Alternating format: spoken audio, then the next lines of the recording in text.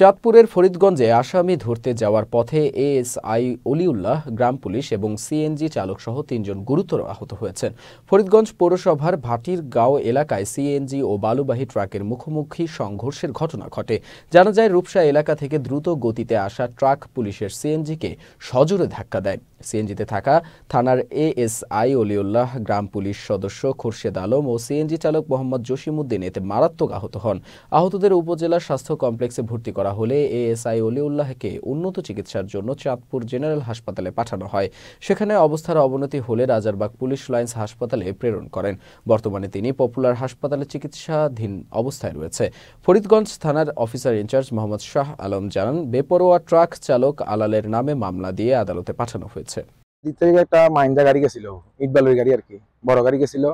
এই পাশ ও কিন্তু পাশ দিয়ে যাইতেছিল, ওইখান থেকে ওই দিক থেকে একটা সিএনজি মাঝখান বরাবর আসার সময় মুখোমুখি হয়ে গেছে।